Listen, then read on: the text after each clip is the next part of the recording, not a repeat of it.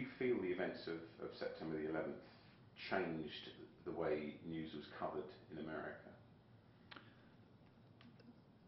It had a complicated effect in the United States, which of course reflects itself somewhat in the media. But among the general population, which is, I think, the most interesting, it first of all inspired fear, which was quite appropriate. I mean, my own feeling is it's likely to be the first of a series of terrorist attacks. That was enhanced by the anthrax scare right afterwards. It was not entirely new. I mean, it was known long before that there could be such an attack. In fact, there was an attempt to blow up the World Trade Center in 1993, which came pretty close to success. And there were technical studies on it and so on, but it just wasn't part of the popular consciousness. So this clearly did that. Fear, jingoism, lots of flags and so on. On the other hand, it had another effect. It opened people's minds. The United States is an extremely insular society. People don't pay much attention to the outside world. A lot of people couldn't tell you where France is. It's big country, rich country. People are inwardly oriented. This made a lot of people think we better learn something about the world. There's some reason for what are we doing? What's going on in the world? And that had a very positive impact. It was very visible to people like me, who, those of us who spend a lot of time traveling and speaking and so on. I mean, invitations just shot up. Audiences are much larger, much more engaged, much more interested. The small book publishers publish, left publishers, which have a pretty small outreach. All of a sudden, they had to start republishing their books from the 70s and the 80s because there was so much demand for them. And it just opened the country up a lot to debate and discussion. To some extent, that reflected itself in the media. Not much, but they're more conformist. But they reflect, to some extent, changes happening in the country. The anti-war movement always has been one. It's sort of associated in the 60s and the 70s particularly. Do you feel that has changed, strengthened since 9/11? Well, first of all, it had continued to strengthen since the 1960s. And contrary to what many people believe, it's much higher now than it was in the 60s. In order to have a reasonable comparison, you have to compare the Iraq War to the Vietnam War. Now, an anti-war movement in the United States did not develop on a large scale in the United States until there were close to 500,000 troops in South Vietnam. South Vietnam was practically destroyed. The war had extended to the north, which was costly to the United States, so therefore was done very carefully. Meanwhile, South Vietnam was just being devastated without cost. For years, there was no anti-war movement. The Iraq War has never reached the level of at which an anti-war movement developed in the 60s. At the time when, say, there were 150,000 American troops in South Vietnam, there was a very small anti-war movement. In fact, just to give you an illustration, the war, it was so small that people are not even aware of when the war began. I mean, the war actually began in 1962. There was plenty of terror and violence before, but the actual U.S. invasion was in 1962. That's when Kennedy sent the U.S. Air Force to start bombing South Vietnam. They authorized chemical warfare to destroy crops and ground cover, authorized napalm, started driving people into what were called strategic hamlets, basically concentration camps, urban slums, ultimately millions of people. I mean, that's aggression. But there was no reaction at all. And for several years, you want to talk about Vietnam, you talk to people in their living rooms, church with 4 people. Right here in the universities, Cambridge. If we wanted to have a few of us who were interested, if we wanted to have a meeting on Vietnam, we'd have to bring in half a dozen other topics. Venezuela, Middle Middle East, a bunch of other things, Vietnam, and maybe some people would show up. The first attempt in Boston, which is a pretty liberal city, to have a public anti-war demonstration, like meeting at the Boston Common, essentially Hyde Park, where the meetings, where the public demonstrations are. It was actually in October 1965. At that point, there were, I think, about 250, 300,000 U.S. troops in South Vietnam. The bombing of the North had started. We did have a demonstration, or tried to, but it was broken up. I was supposed to be one of the speakers. We couldn't talk. It was broken up by, it would have been serious violence if there hadn't been a lot of state police around. A lot of them students. The Boston Globe, liberal newspaper, the next day had front page stories about it, denouncing the demonstrators and praising the disruption. That's a stage which the Iraq War has not come close to yet. And it was a year or two after that, finally the anti-war movement started. But even when the anti-war movement developed, if you look, it was mostly focused on the bombing of the North, which was bad enough, but it was a kind of a sideshow. I mean, the main attack, like about triple the bombing, was against South Vietnam. And that was never much of a topic of protest, because the protest was focused on cost to us. In elite circles, there was almost no protest against the war at any time. Actually, an interesting comparison is somebody like, say, Arthur Schlesinger, died recently, a leading American liberal historian. In the early 1960s, he was an advisor to Kennedy. He supported the war. In fact, if you look at his book, 1,000 Days, Kennedy administration was virtually nothing about Vietnam. It's just routine. By the mid-late 60s, maybe 1966, he was becoming disillusioned with the war. His position, I could quote it, was that we all pray that the Hawks will be right in thinking that more troops will bring victory. And if they are, we'll be praising the wisdom and statesmanship of the American government in turning Vietnam into a land of wreck and ruins, are his words, but we'll have won. That's very much like elite criticism of the Iraq War today, almost the same words. When the invasion of Iraq took place, he was maybe unique in taking a radically different position. The day of the bombing, he had an article in a major newspaper in the United States in which he condemned it as analogous to Pearl Harbor. Said it's a date which will live in infamy as the United States follows the policies of Imperial Japan. Well, that was unusual. Very few people took that position, but the transition in his stand in the 60s and in this war, I think, is illustrative of a much greater opposition to aggression in the general population. So I don't think opposition to the war is anything like what it ought to be. But if you compare it to the 60s, it's greater. Actually, the Iraq War is the first war, I think, in Western history, hundreds of years, where there's been massive protest against an invasion before it was officially launched. I can look at the role of the internet in that, but I'm just curious. You're here presumably in 1962. You are aware of what's going on in Vietnam, maybe not as focally as you would be today with access to the kind of media response. What was your day-to-day life like being aware of that? Were you angry about it? Were you aware of the volume of the acts and what was going on? I was pretty well aware of it, even without an internet, and was spending an awful lot of time on it. But it literally was what I described. Talk in some neighbor's living room, talk in a church to a couple of people, tents.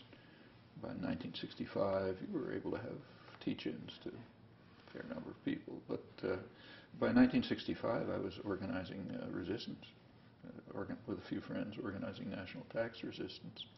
A few years later, involved in organizing draft resistance, in and out of jail, constant demonstrations. It was taking up a big piece of life, very involved.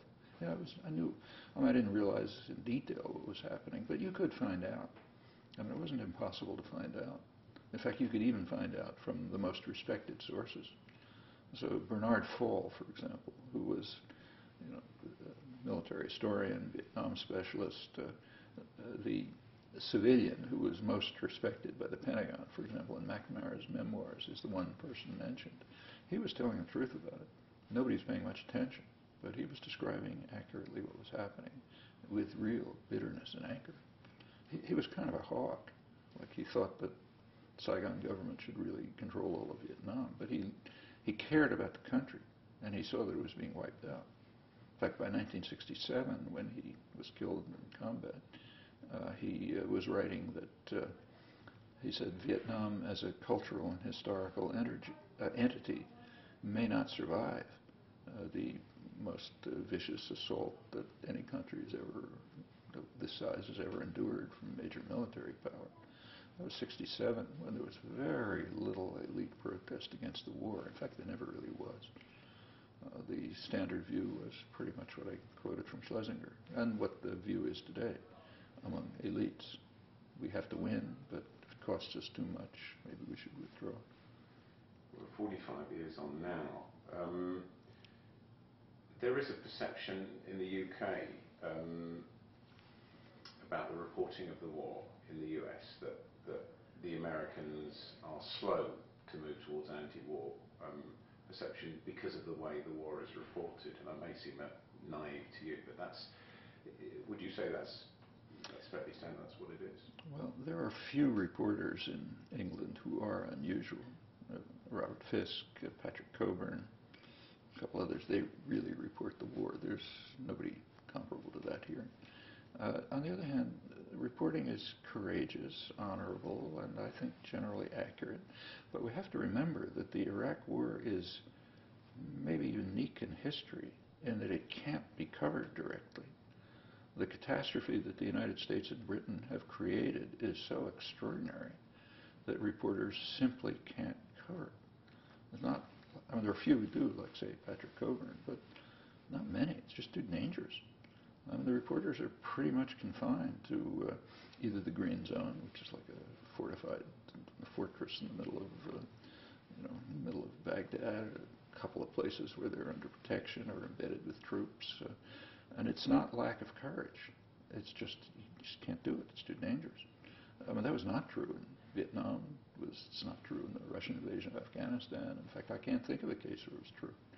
So the limitation, and they rely very much on Iraqi stringers, for whom it's extremely dangerous, and they're just abandoned, murdered. Nobody protects them. There's nothing for them. So of course there are limits in that respect. Would it be cynical to say that suits the aggressors? Sure. I mean, they tried to make sure that reporters were embedded in combat units, and there were some who refused, and usually the networks and media just wouldn't carry their material. But sometimes the war is, in my view, the worst part of the coverage is where it's accurate. So, for example, was it November 2004, I guess, the attack on Fallujah, which was a major war crime, was accurately reported, but reported as if it was just fine.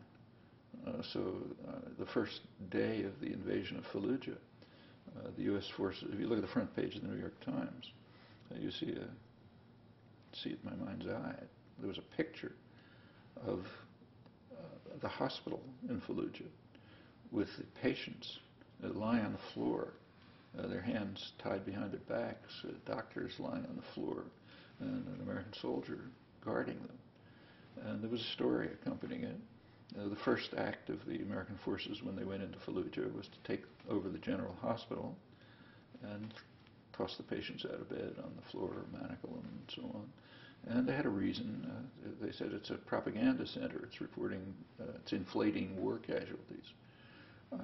This is a grave breach of the Geneva Conventions. I mean, even under American law, President Bush should be executed for that. The War Crimes Act of 1996 makes it a crime for which you can be sentenced to death for grave breaches of the Geneva Conventions. What's that? Geneva Conventions are quite explicit on protecting hospitals and medical facilities. Well, it's sitting right in the front page of the New York Times, a story praising it. And it went on like that. I mean, they were talking about how the soldiers were disappointed because they couldn't find the ants in their ant hills, or whatever the phrase was, the rodents in their warrens or something. There's a dead girl lying on the ground, but they weren't sure whether she was an insurgent or not. It was just grotesque. It was accurate reporting and completely grotesque. That's the worst part. So it's like the writing itself, the actual coverage, the media, it seems to have the moral responsibility cauterized from its... So that's not just... So I think it's a little unfair to criticize the media. That is the intellectual climate in Britain as well, in Europe as well. I mean, just take a current example. When George Bush announced the surge, the increase in troops, first of all, it was in direct violation of the will of the American people, and of course, the overwhelming opposition of Iraqis, but they're irrelevant. But it was predictable that the surge would be accompanied by propaganda about Iranian intervention in Iraq, sort of to justify, we have to defend ourselves. And that happened. So immediately you started getting reports about, roadside bombs, IEDs with serial markings from Iran and so on. And then comes a debate. The debate is over whether the serial markings are really from Iran. I mean, is intelligence really telling the truth? Does it go to is it just the Revolutionary Guards, or is it the higher echelons? So that's the debate in England too. I mean, you don't know whether to laugh or cry. How can Iran be intervening in Iraq? It's like asking whether the Allies were intervening in sovereign France in 1943. You can only have this discussion on the assumption that the United States owns the world. So if we invade and occupy another country, and somebody, say, is involved in resistance to the occupation, they're the aggressors. Now that's the way a sophisticated propaganda system works. I mean, in a totalitarian state, you declare the party line officially, and everyone has to obey it, or else. In a free country, you don't do that. What you do is presuppose the party line. You never articulate it. You just presuppose it. Then you encourage vigorous debate as long as it stays within the bounds of the party line. Here's a prototypical example. The party line is, we own the world. Therefore, if anybody interferes with what we're doing, they're the criminals. Nobody says that. It's just presupposed. That's the assumption on which discussion proceeds. Then you have a vigorous debate. Are the Iranians really doing it? Aren't they doing it? And so on. That's not just the media. You can't blame the media for that. That's the intellectual atmosphere. It's the intellectual culture. Is it just deeply rooted imperial culture which takes things like this for granted? And yes, of course, the media reflect it too, but it's a much deeper pathology than that. Well, I wonder which of the two questions is harder. How did we get here, or how do we get out of it? Well, first of all, we've always been there, so there's nothing about how we got here. So let's go back to Vietnam again. In the case of Vietnam, same questions were raised. Are the Russians and the Chinese intervening? So like if the Russians were providing anti-aircraft batteries to protect North Vietnam, not South Vietnam, that's free game, do whatever you like, to protect, say, Hanoi from U.S. bombing, they're intervening. If the Chinese were sending in construction crews to rebuild the Chinese railroad that the United States was bombing in North Vietnam, then 50,000 Chinese, they're invading North Vietnam. It's the same discussion. It's the same in Central America. I mean, if say, take the U.S. terrorist war against Nicaragua in the 1980s, the question is whether the Russians are carrying out aggression in this hemisphere. The U.S., as usual, tried to get Nicaragua to rely on Russian arms, just as they did with Guatemala and Cuba. And what you do is threaten a country with attack or actually attack it, cut off arms supplies from your allies. You tell them you're not allowed to send arms, and then you hope maybe they'll turn to the Russians, so then you have a justification for the attack. They tried that with Nicaragua. Nicaragua was smart enough not to accept arms from, say, MiGs and so on. So there were MiG scares constantly raised. Like the U.S. desperately wanted to prevent the 1984 election, and it was kind of wiped out of history because they knew the wrong people were going to win. Free election, carefully monitored, but wrong outcome, so it didn't happen. One of the ways of eliminating the election, and of course the media went along, was to run a MiG scare at the time, as it was called. Say, well, you know, U.S. intelligence found crates in the harbor which contained MiGs and so on. Then comes a debate, as usual, vigorous debate. The Hawks say, we got to bomb them. The Russians are attacking us. The Dove said, it could not, maybe it's not true, maybe it's the intelligence isn't good enough, but if they are sending MiGs, yeah, then we have to bomb them. That was the Doves. Well, why would they be getting MiGs?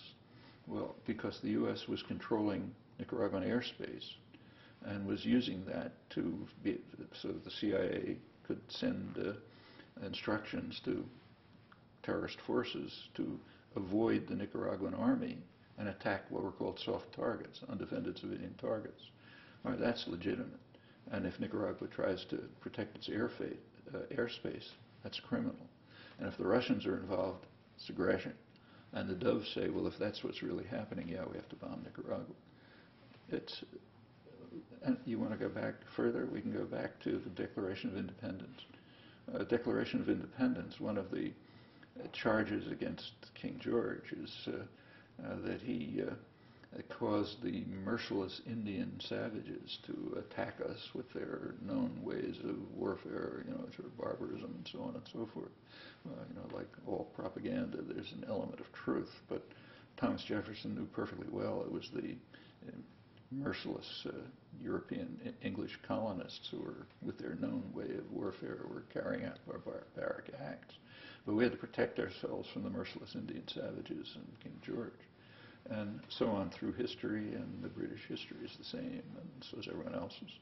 So I don't think there's any question how we got into it. As to how you get out of it, actually we have to some extent gotten out of it. As the population becomes more civilized, as it sort of does over time. That's why there's more opposition to the war now than in the 60s. The media and the intellectual culture shift to some extent. Rarely as far as the population. In fact, Vietnam is a striking case of that. In 1969, when the business world had turned against the war, and the intellectual world was turning against the war, and the population was, there was a difference. In the intellectual world and the media, about the most critical voice you could find was someone like, say, Anthony Lewis in the New York Times, who said the war began with benign intentions, benevolent efforts to do good and so on, but by 1969 it had become a disaster, too costly for us. That was criticism at the left of the intellectual spectrum. Same year, 1969, 70% of the American population said the war was fundamentally wrong and immoral, not a mistake. And those figures stayed pretty steady right into the new millennium. You barely find a sentence like that in journals or media or academic scholarship and so on. Now, exactly what people meant by that is not absolutely certain, because the people who take the polls never ask the next question. You know, what do you mean by that? They don't want to hear the answer. But it's possible that it meant just what it sounds like. And I think that's not unusual.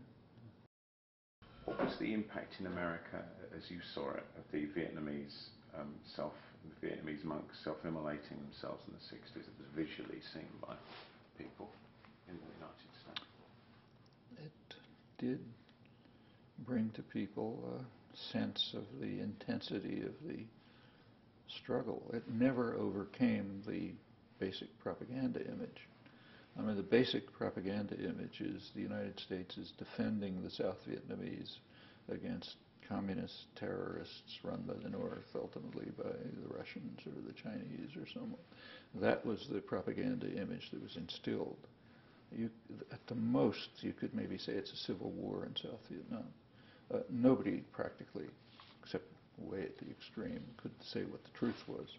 It was the U.S. invasion of South Vietnam, an invasion against, which was, we now know from internal documents and province advisory reports and so on, that the government knew perfectly well that they were fighting indigenous forces with overwhelming popular support. Actually, that became dramatically obvious, and there was a huge effort to conceal it at the time of the Tet Offensive. I don't think there's been anything like that in history. The Tet Offensive, the country had over 500,000 U.S. troops, I think maybe at the time 50,000 or more mercenaries, maybe 100,000 mercenaries from other countries, a client army, huge army. The country was totally saturated with informers, with troops, and so on. And then, unexpectedly, the whole country arose in rebellion. Everywhere. You know, certainly everyone knew about it. They kept it secret. The U.S. completely taken aback. You know, the massive firepower was brought in to try to suppress it. A ton of destruction. That's when you get, you know, you have to destroy the village to save it, and so on. They almost took over the embassy. I don't think there's been an event. I don't know of an event like that. An illustration of the depth of opposition to foreign invasion. I mean, it certainly wasn't true of occupied Europe under the Nazis. Nothing like that could have happened. There was too much support for the occupation. But they sort of knew it from the beginning. The extent was overwhelming, but it never really reached the public. In fact, the Tet Offensive was described as a defeat for the North Vietnamese. Actually, there were North Vietnamese. They were on the border. They're trying to draw U.S. troops away from the center of the country toward the border. There were fewer, according to the Pentagon, there were fewer North Vietnamese in South Vietnam at the time than there were South Korean mercenaries, let alone U.S. troops. But that was not the picture. The picture is we're defending ourselves, we're defending the South Vietnamese from North Vietnamese aggression. And even the acts like what you described were described as kind of aberrations, you know, shows their primitive mentality or something like that. Actually, we see something quite similar today. I hear people in Congress talking about the primitive brutality of the Iraqis who murder each other. What can we do with people like these who are just barbarians? You know, how do those same people answer acts like Norman Morrison's act at the Pentagon in '65? That's difficult. They can't use the same arguments there, can they, as savages? Yeah, they can say strange, pacifist, aberration. You know, there's always strange people around the periphery. In fact, they treated the resistors the same way. I mean, actually, I was closely involved with the resistance, so I knew the young people. It's presented now as if they were trying to evade the draft. It was presented the same way then. That's what's called the Vietnam syndrome. The U.S. didn't want people to be drafted, and it's totally false. And the resistance was led by theology students. They'd never be drafted. Most privileged young men, if they wanted to get out of the draft, it wasn't very hard. You know, you're a Harvard student, you go to the clinic psychologist and get them to say you're a homosexual or anything. There were all kind of ways of getting out if you wanted to. But these were young kids who purposely put themselves on the line, in danger. You're an 18-year-old kid. It's not fun to face the idea of 5 years in prison or permanent exile. That's serious. And they were courageous and honorable. Well, that can't be accepted. That's unacceptable. They had to be cowards trying to evade the draft. Well, there were people who just tried to evade the draft, like George Bush and others. But the resistance was not that way. These were courageous young people who incidentally had a big effect on their own families and parents sometimes, interesting ways. But that's not the way it was presented. Cowards, draft dodgers, trying to save themselves, privileged kids trying to make sure that the poor are on the front lines and so on. And the same with Norman Morrison. Or else they're anti-American, It was like it's not just the war, it's anything else. I mean, the 60s were the beginnings, the bare beginnings of the feminist movement. which has probably changed the society and civilized it more than any other of the past 40 years. It had enormous effects everywhere. They were bra burners, crazed women, men haters. And yeah, that's the way privileged, powerful groups respond to any challenge to their authority. I think against that backdrop, the guy we're talking about, we're doing the program about, Malachi Richter, on the 3rd of November, he wrapped himself in an American flag and self-immolated himself on the expressway at Chicago on that particular morning. And it was an act of self-immolation, as he said on his own website, in protest at the Iraqi invasion, the continued occupation. Do you support that act in any way? I support his courage. Incidentally, if you did a poll of the United States, maybe 1 in a million people ever heard of it. You might try it, or even look it up on the internet and see what the coverage is. Almost nobody knows about it. And to the extent that it's known at all, it's the act of some crazy person. Do I support it? I don't like to see people kill themselves. I think they're more for all kind of reasons, moral reasons, and even tactical reasons. I think there are better means of protest. I mean, this was a man who had got to that point where he felt this was the only statement he could make. It's understandable. I also understood in the late 1960s why MIT students, say, other teenage kids who I knew, were joining the Weathermen. And I thought they were making a bad mistake, but you could certainly understand them. You could understand the passion and the emotion and the integrity that was behind it. Bad mistake, I think. Tried to talk them out of it, but understandable. It was quite interesting on that morning, and I completely agree with you about the 1 in a million. Probably less than that. We've already found, talking to people, they say, Malachi who? Yeah. And for someone to give their life, I mean, obviously that must be the greatest thing you can give in terms of what you've got to offer personally. Initially, the helicopters were flying over, doing, talking about the traffic coming in, and we've got a problem on freeway, whatever it is. I mean, that was the first reaction. And as they showed pictures, it became a story. And then you had this sense that they then realized who this guy was. And this is a guy who was arrested in 2003 and 2005 for demonstrations in Chicago against the war. The story disappeared, completely disappeared. Does that surprise you, first of all? No.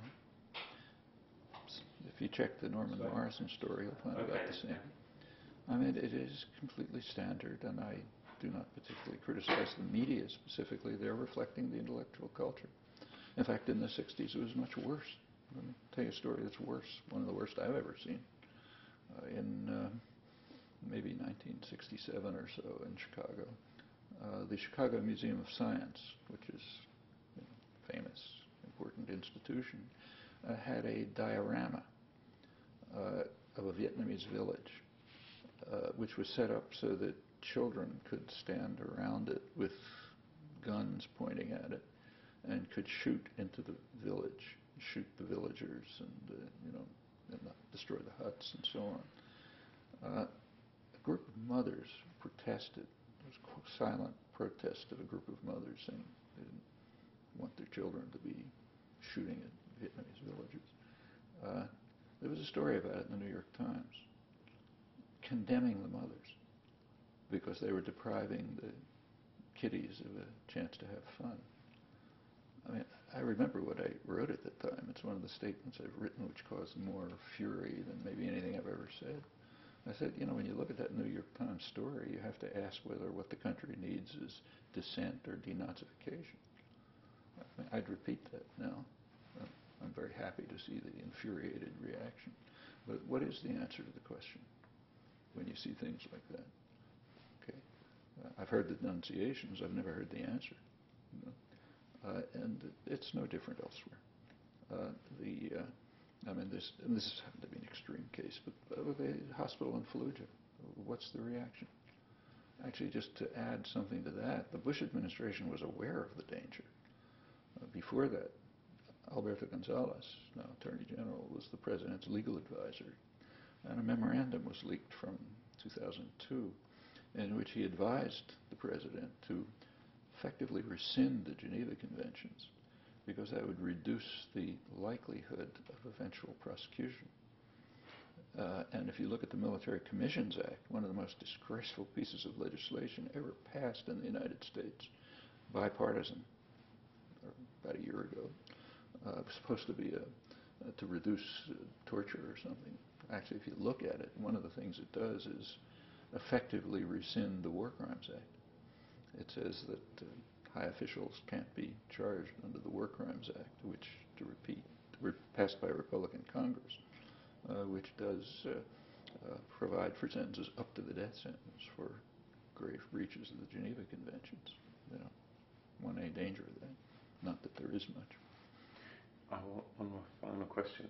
I want to ask you if you feel optimistic about the internet and what it may offer, the chance for free speech, whatever that is, and the communication of an understanding on a more global level of what actually imperial powers are doing. The internet is extremely important. Incidentally, it's an illustration of the way the economy works. Like most of the economy, the internet grew out of the state sector. These are not market societies. The state sector in the United States is the core of the dynamism of the economy. The entrepreneurial initiative comes largely from the state sector, research and development, and so on. Internet is an example. It's actually developed right here, which is Pentagon University. You know, it was in the state sector for about 30 years before it was handed over to private power. But like computers and other things. But it's been liberating in many ways. It's complex. There are many conflicting aspects to it. Difficult to police. You can't categorize it easily. For people who are interested in learning about the world, it provides opportunities that never existed before.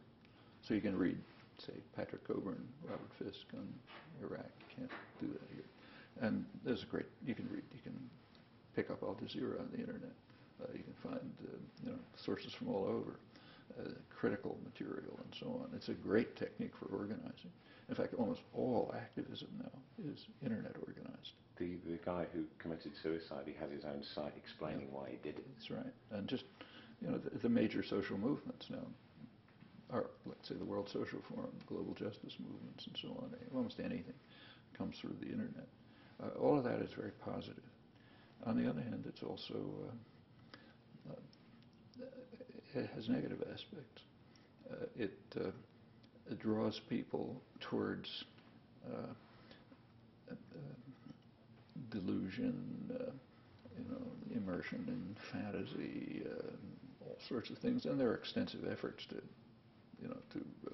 support that. It also has the unfortunate effect of fortifying cult-like behavior. So, for example, suppose I had a website, which I don't, and I put up on it, say, I read that, in some source that I give, that George Bush poisoned the water in Omaha. Tomorrow somebody else would put something and say, yeah, it's not just Omaha. He did the same thing in South Dakota. Within a couple of days, you would have a cult saying George Bush is poisoning all the water in the world, and then it would become a real cult, like religious, immune, cocoon-like, immune to evidence, full of arcane demonstrations that, yeah, this in fact happened. Look at that coincidence and that one. How do you explain that? And so on. And pretty soon you get major cults, which are dangerous themselves and also draw people away from activism. And they're real ones. There's that danger. But, any means of communication that's developed is going to have potential downsides. And, of course, centralized power, state and corporate power, are going to control it for their interests.